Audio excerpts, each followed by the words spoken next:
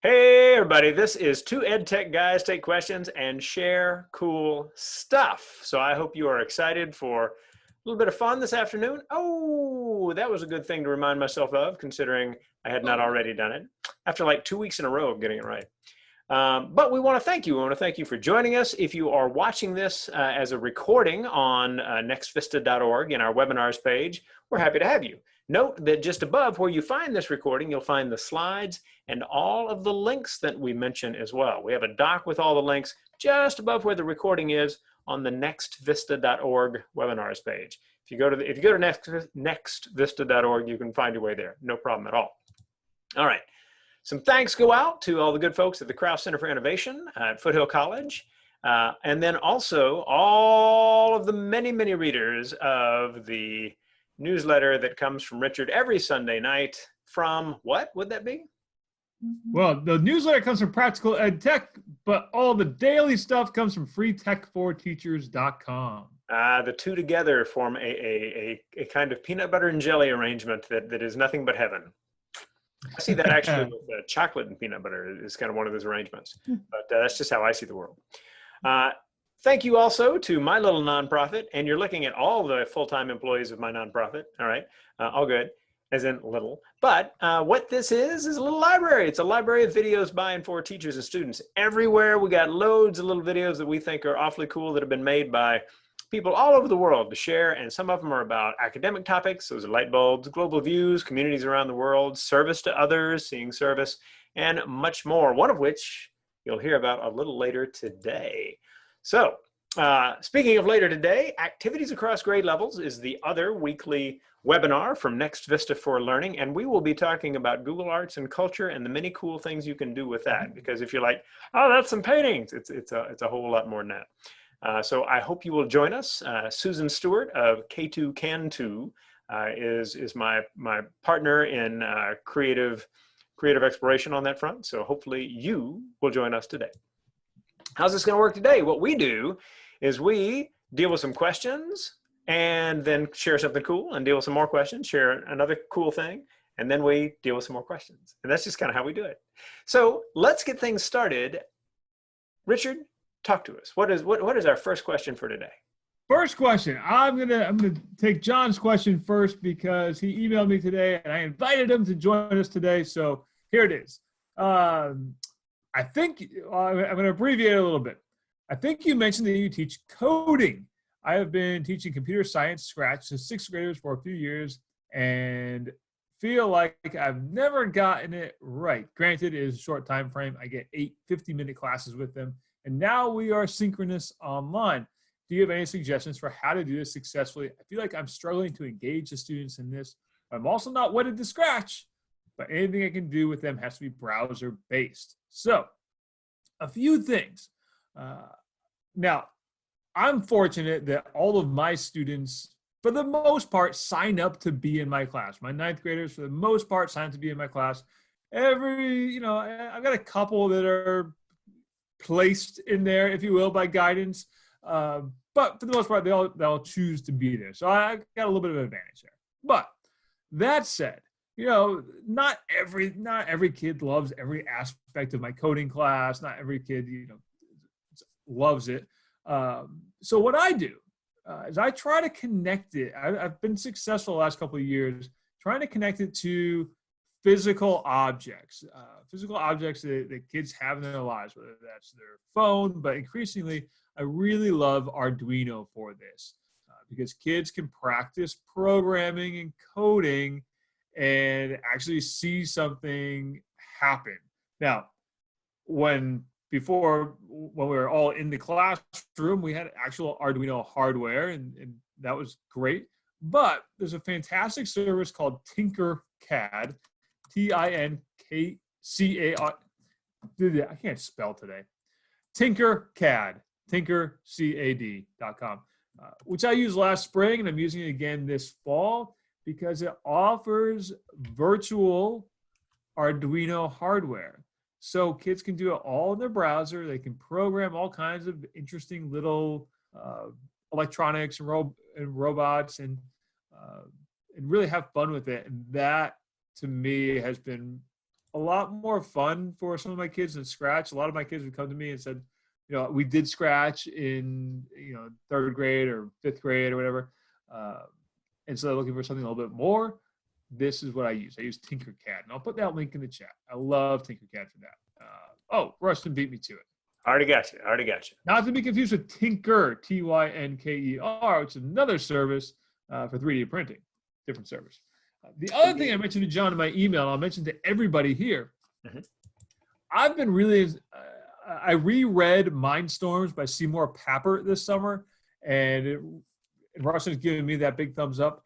I love Seymour Papert's stuff. Mindstorms, the beginning of it reads a little bit like a history lesson these days because it's now 40 years old, but so am I.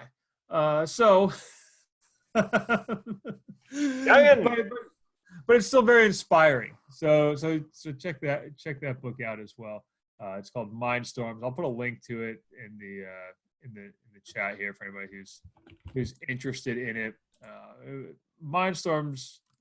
Well, Rushton, why do you like Mindstorms? Since I'm rambling, you gave me a big thumbs up on it. Why do you like it? It was just a book that once I read it, I had just a much greater sense of what programming could be, what computers could be, right? And I read this thing late 80s or early 90s or whenever it was, and remember just thinking, wow, that's just kind of crazy interesting.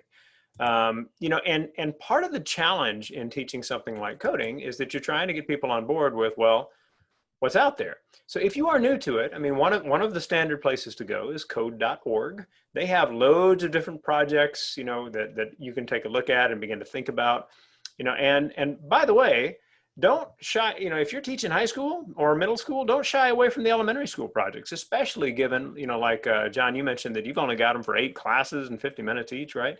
So you're really looking for just cool stuff to anchor each class.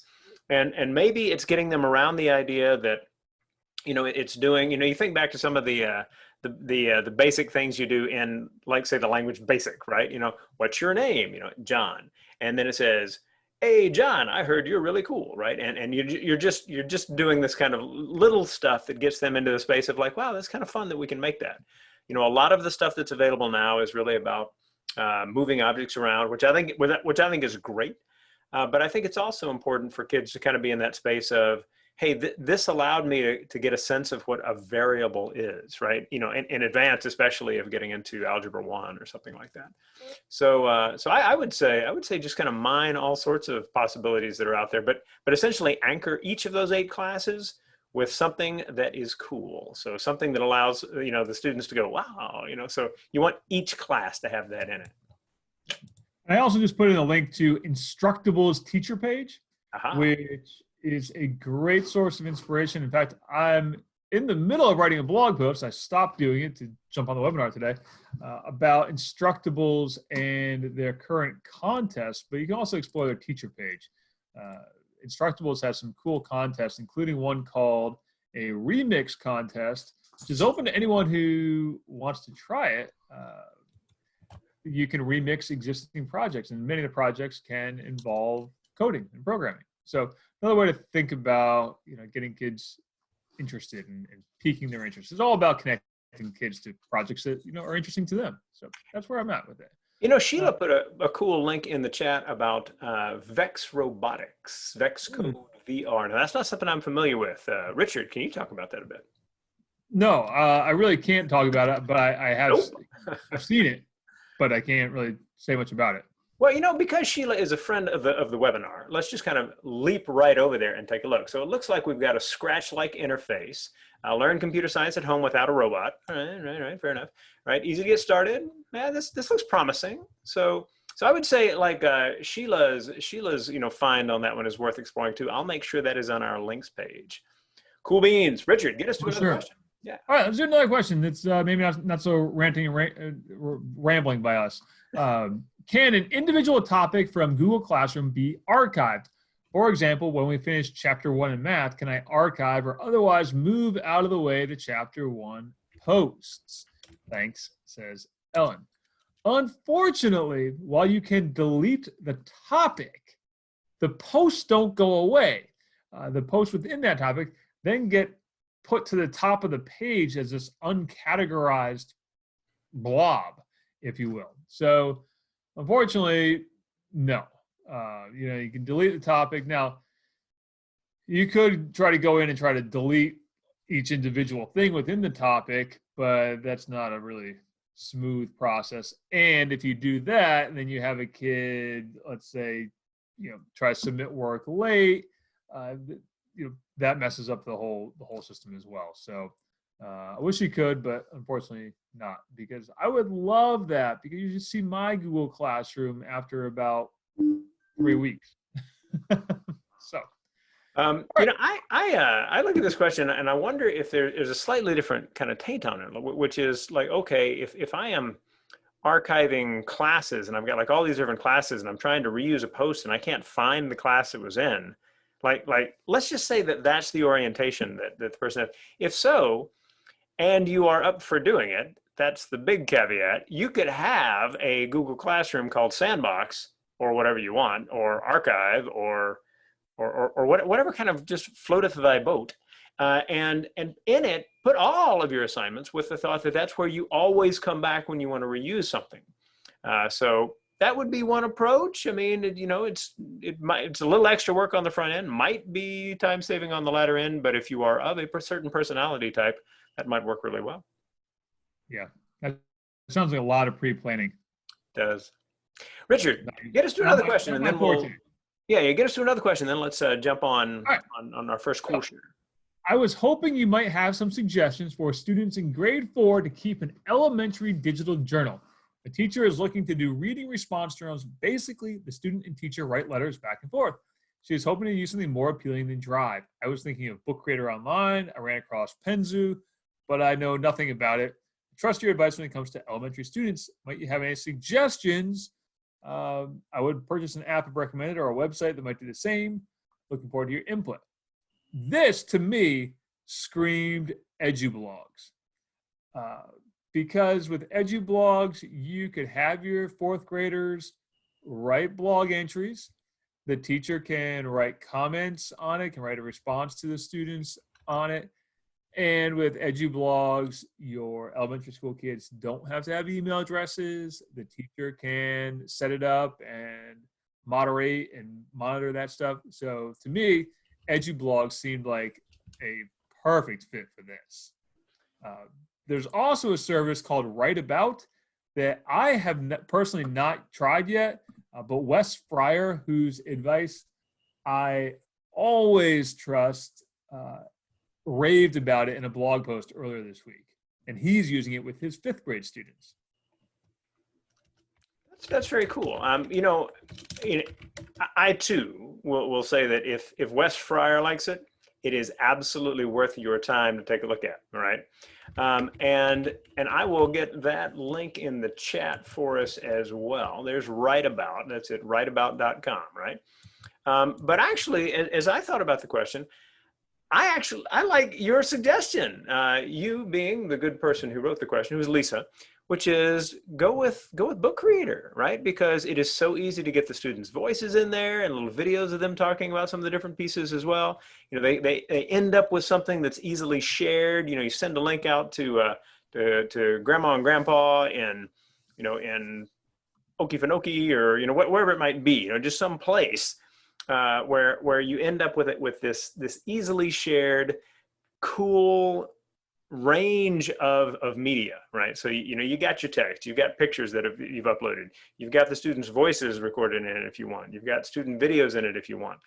There's just a lot of things you can bring into it. You can even import Google Maps into it if you're trying to tell a story that has a geography base as well. So if you're thinking in terms of digital journal, and what you end up with is something that allows them to begin thinking about, a variety of ways of telling their story over time, which I think is the point, right?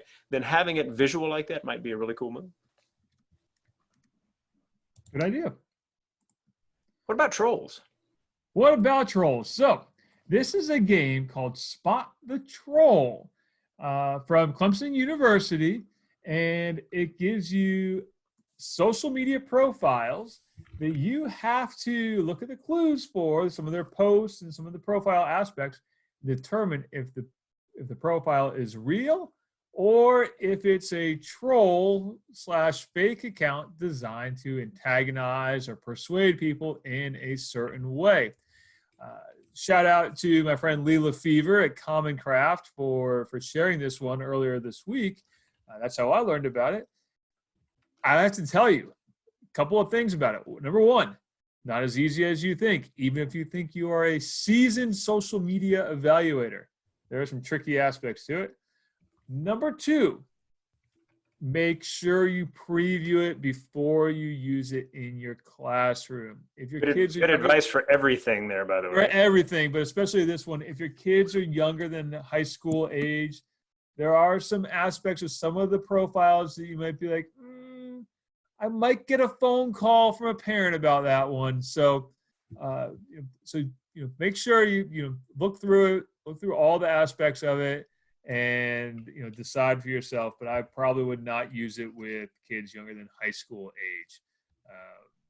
But that said, the other neat thing about it is it does give explanations of how to spot fake profiles versus real profiles.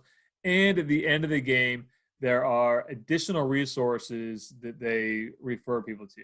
Some of them are ones that you might already expect, like Common Sense Media, but there's a couple in there that were new to me as well. So check that one out. Spot the Troll from Clemson University. I love that it's from Clemson. That's pretty cool, right? And when you're trying to get kids around that idea of what represents fake news, clickbait, stuff like this.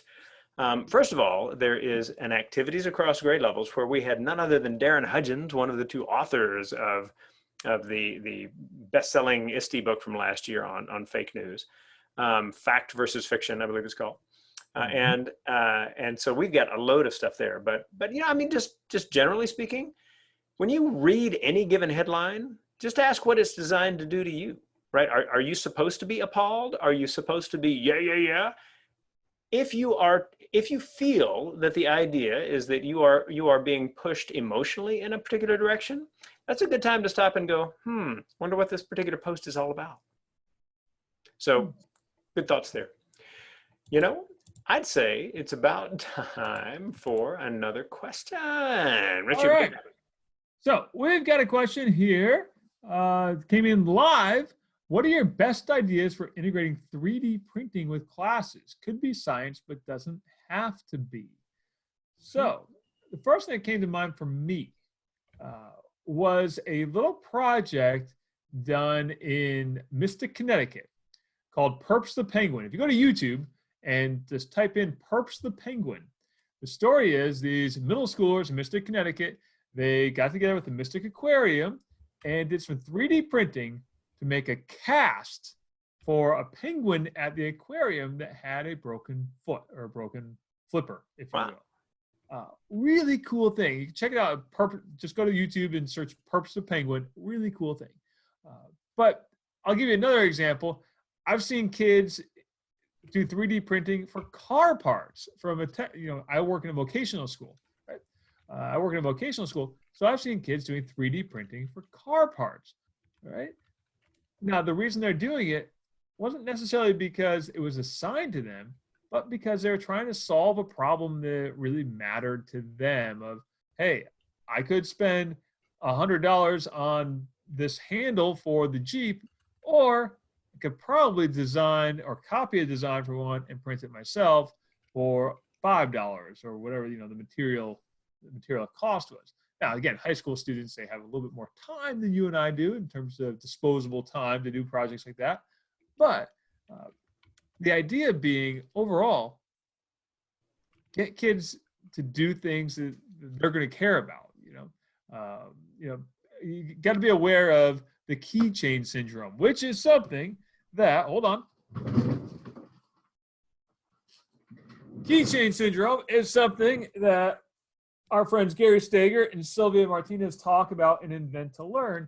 And the idea being that you have a 3D printer, and so you have every kid make a keychain. At the end of the day, what did they learn how to do? Learn how to make a keychain. They didn't really learn how to use the design program. So, give them a prompt and let them kind of go with it. What do you think, Rushton?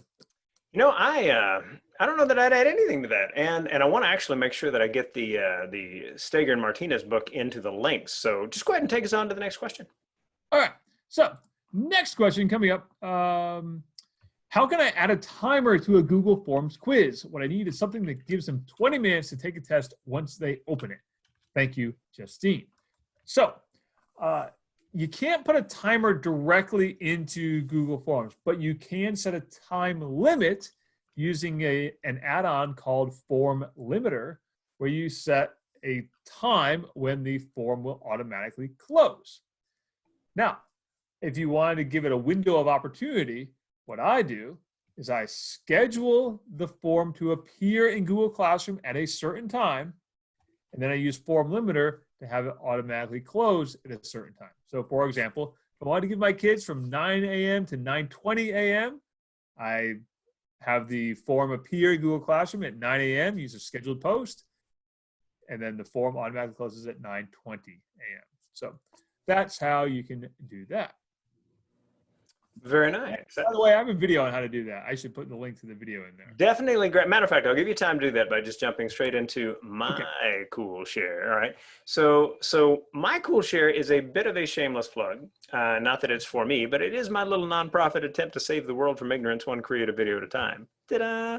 What it is it's the English Language Project, or as we call it, the EL Project, or as I like to call it, L Project. And what it is over 600 videos that are very short, I mean very short, crazy short, with the idea that you group a bunch of words by topic. So if you look at something like meal terms right at the top here, this is the most recent set that we've added, right? And you see, okay, well, what do you see? Dessert, subtitled, and dessert. Why do you have two for dessert? Because some students, if what they're doing is they're watching the subtitled version of this, right? And they see this pop up, they're gonna see these subtitles as they go as well. And they can get used to trying to do this with the subtitles, and then weaning themselves off of the subtitles. They can click on the version without the subtitles and practice their listening on that front as well. So all of these videos that we've got are videos that are grouped, like I said, in certain topics. The topics themselves will let you know how complex the language is. So for example, technology terms, discussion terms, university terms are going to be a higher level English, whereas months, numbers, and say colors are going to be simpler. But if you know anybody who is working to kind of move their English along a bit or help students move their English along a bit, I hope you will take an interest in L Project, the EL Project from Next Vista for Learning. So my little quick share and cool business right there. Another question, Richard. All right, we got another question. This one came from Mike. Do you have any ideas for an affordable dock camera under $100? My daughter's school will not buy anymore, and she is in dire need of one that won't break a first-year teacher's budget. I appreciate any help you can provide. First of all, let's talk about the fact that a first-year teacher has to dig into her pocket to buy a document camera. I think that's ridiculous. Lame. You know, because I've been in schools like this where, you know, people kind of hoard things, right? You've probably been in those situations too, Rushton, where like veteran teachers have like hoarded all the stuff in the file cabinet with a padlock on it and like, yeah, good luck, kid, right? So there's that piece.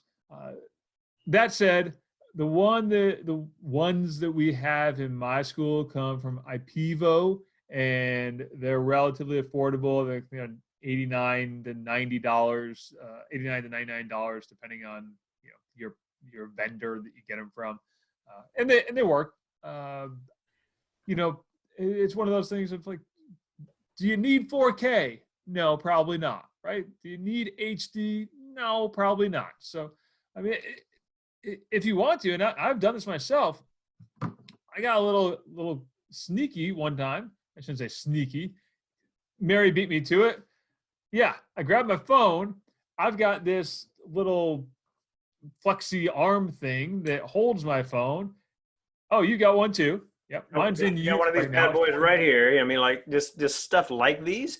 And I too would have called it something like flexi arm thing. But if you choose to do it a certain way and it's got like the right doodad, more technical terms, then you can end up with something that costs a lot less. And I mean, there are people who desperately need a dot cam, right? I have to like demonstrate a drawing technique, or I'm writing out a more complex math thing that's a bit of a pain to do via the keyboard. Yeah, for certain. But there's by the way, flex arm, says Mary. Absolutely, yes. But the main thing is to just think, is this something I really need for what I want to do? I often get locked into conversations with people who are like, I need to do this with this tool, or more to the point, I need this tool. And so we start talking about it, and it's like, wait, what do you want to do with that tool?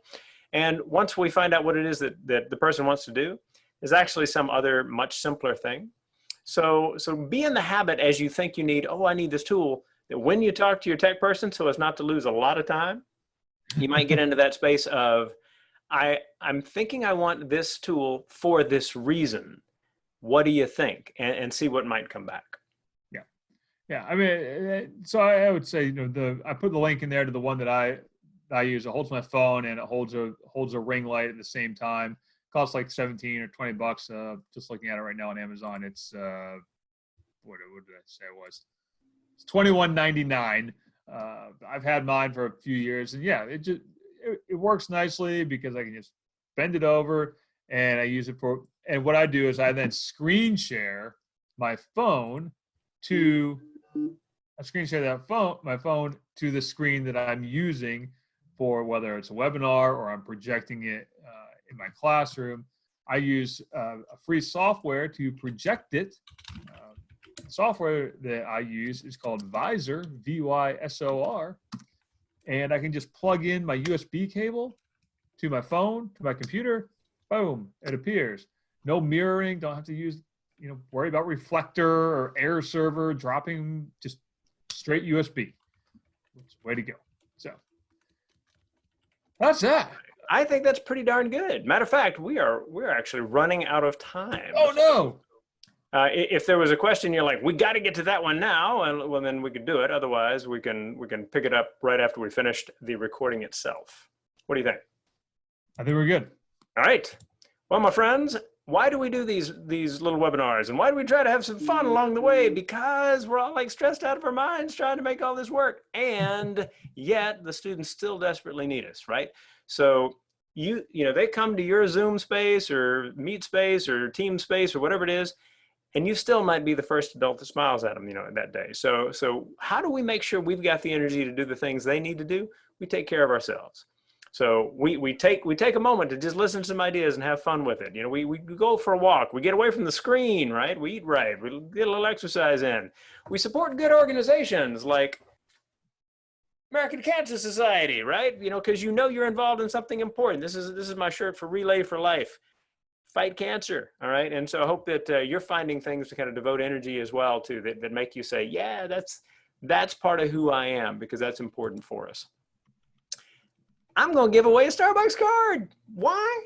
Why not? It's fun. So what I want you to do is I want you to watch what's going on in the chat right now, because what I'm going to do, I'm going to start by putting in the newsletter from September, just so you can get an idea of what this is about, and follow that with the link to the newsletter sign up. And if you sign up for the newsletter today, then you might win a $5 Starbucks card. And if you're already on the newsletter, then just put in the comments, already on the newsletter, hope to win caffeine. All good, no problem at all. And we hope that that's kind of a fun little extra for you as you jump into your weekend, assuming that you can kind of think through Friday's classes well enough to do a good job with those on the way. The video library is at nextvista.org. I hope you'll give that a look. My blog is at rushton.com. Please take a look and see what you think. And I wrote books. Feel free to give them a look. It's designed to help you become a better teacher, or help your school, better share successes that are going on, or as a leader, better use technology to make good things happen. So if you're interested in any of these, just stay in touch. There is also a weekly newsletter you probably want to know about. Richard, talk to us. So my weekly newsletter comes out on Sunday evenings, or sometimes Monday morning, depending on how my toddlers were that weekend. But if you sign up for my newsletter, you can get a copy of the Practical EdTech Handbook for free. 64 pages. This year's version is 64 pages, featuring my favorite EdTech tools, tips, and strategies, including one of my favorite sections of late, search strategies that kids need to know.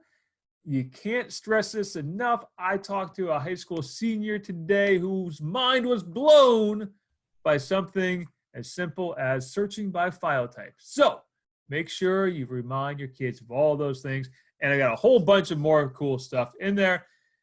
On the next page, on the next slide, I think we'll see the links to my YouTube channel, where I have hundreds of tutorials on all manner of things, including all things G Suite, all things video making, all kinds of cool stuff on my YouTube channel. If you've got a question, I've probably made a video about it at some point. You can find that YouTube channel right there. You can always tweet at me, or if you have a question, send me an email. richard@burn.media is my email address. And finally, I'd like to reiterate Rushton's point. Get outside and exercise. It is amazing how much better we feel when we exercise, not just, for our own good, but also for our kids' good, our students' good, your family's good. I just figured out I've put more miles on my bike this year than I have on my car. Having filled up my car all of twice in the last few months, I'm totally with you. The sneakers are getting more action than the wheels, and I think that's actually he drives a Tesla, so I'm not sure where he's putting that gas. Not me. I got a Hyundai. I like my little Hyundai. So at any rate, this afternoon, 3:30 Pacific, 6:30 Eastern, 5:30 Central, 4:30 Mountain. Feel free to join in on not this, because because what I'm talking about right now is activities across grade levels. And if you stick around, for an entire week, you'll catch us next week at 1 p.m. Pacific, 4 p.m. Eastern, for two EdTech guys take questions and share cool stuff. And you'll see this fun and hip first slide when you do so. My name is Rushton Hurley. I thank you very much for being part of our little shindig today. And if you stick around, we'll talk to you a little bit more, handle another couple of questions. And if you don't, I hope you have just a wonderful rest of your Thursday. And if you've watched this as a recording, note that at the top, there's also contact us. So if you got questions, send them to us. We're happy to answer them and hopefully help you out along the way. Take care and see you next week.